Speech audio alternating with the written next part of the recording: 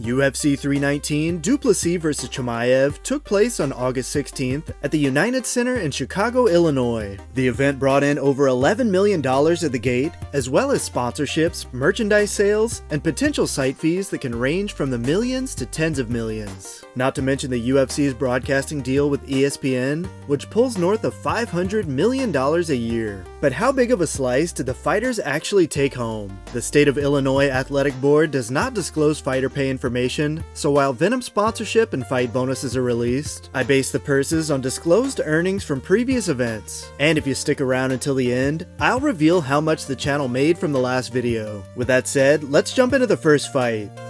Every fighter that's under contract, if you want to tell the media what you're paid, that's up to you. After a first-round knockout on Dana White's Contender Series, Baysangur Susurkaev was called up on short notice to take on Eric Nolan in the featured prelim. Nolan came in as a massive underdog, but didn't back down, rocking the undefeated Susurkaev with a right hand late in the first round. In the second, Susurkaev flipped the script with a brutal leg kick that injured Nolan's knee, followed by a takedown to back control. From there, he sunk in a rear naked choke to stay undefeated and notch the comeback win. On the first fight of his rookie contract, Nolan earned $12,000 to show and $4,000 in Venom sponsorship, also known as Fight Week incentive, and despite the loss, Dana White assured the press that Nolan would be taken care of after coming in on short notice and putting on a valiant effort. Assuming he did receive some sort of locker room bonus, it'd likely be in the range of $4,000 to $25,000, so I'll add in another $10,000, bringing his total to $26,000.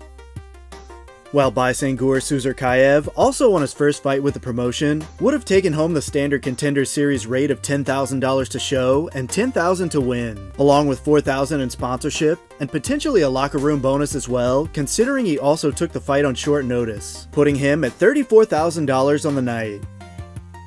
Kicking off the main card, Kai Asakura started strong, showcasing his speed and striking with clean punches that kept his opponent Tim Elliot on the outside. Elliot looked to close the distance with head movement and managed to secure a takedown late in the first round. In the second, he returned to his grappling with another takedown, and this time capitalized on Asakura's lack of defense off his back, latching onto a tight guillotine choke and locking in the submission for the upset win. Asakura fought for the flyweight belt in his UFC debut, meaning his contracted rate for this fight would have been significantly less than his last outing. Without any disclosed purses to go off of, I'm doing little more than speculating here, but based on what champions from other promotions have made in their UFC debuts, like Justin Gaethje and Reinier de Ridder, we can estimate somewhere around $100,000. However, neither of those men headlined a pay-per-view in a championship fight straight from the jump, so that could have bumped Asakura up to $150,000. Tack on the entry-level $4,000 in sponsorship for a total of $154,000. While Tim Elliot in his 21st fight with the promotion made a projected $95,000 to show and $95,000 for the win, along with $21,000 in sponsorship pay and a $50,000 performance of the night bonus, taking home $261,000. In the second bout, Michael Venom Page took on the former middleweight title challenger Jared Cannonier. Page didn't appear undersized for the division and scored a knockdown in the first round off a powerful right. Cannonier popped right back up, but struggled to impose his wrestling or find the mark with his striking over the first two rounds. In the third, however, Jared was able to gain top position and work his way to mount, where he landed several damaging blows and attempted submissions. Despite a few scary moments, MVP was able to survive and would go on to earn the unanimous decision win. 3 fights ago, Jared Cannonier's purse was revealed by the Kentucky Boxing and Wrestling Commission to be $165,000 when he headlined UFC Louisville. Likely on a new contract, he would have made closer to $190,000 for this fight, along with $16,000 in Venom sponsorship, giving him a total of $206,000.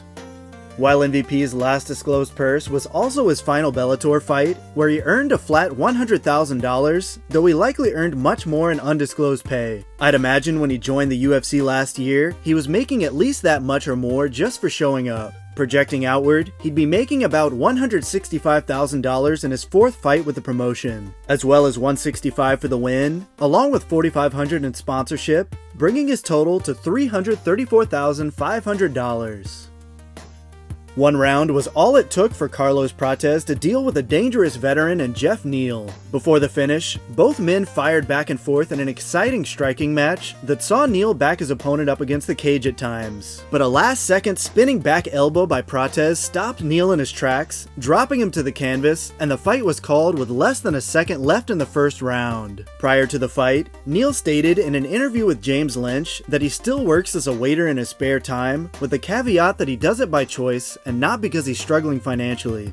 Which checks out, considering he made $108,000 to show at UFC 298, so 2 fights later and likely on a new contract, he'd be earning around $130,000 to show, along with $11,000 in sponsorship pay, taking his total to $141,000 on the night. While Carlos Prates, coming off a headliner in Kansas City, would have made around $50,000 in his 6th UFC fight, along with $50,000 for the win, $6,000 in Venom sponsorship, and a $50,000 performance of the night bonus, taking home a $156,000 paycheck. In the featherweight co-main event, UFC newcomer Aaron Pico closed the distance quickly against his opponent Lerone Murphy, as both men looked for a statement win with a fast start. And a statement win it was for Murphy, as in the second fight in a row, a spinning back elbow ended someone's night in the first round. As Pico moved forward, a perfectly timed blow landed right on the temple, and Lerone Murphy walked away with the knockout win, and potentially a shot at the featherweight title.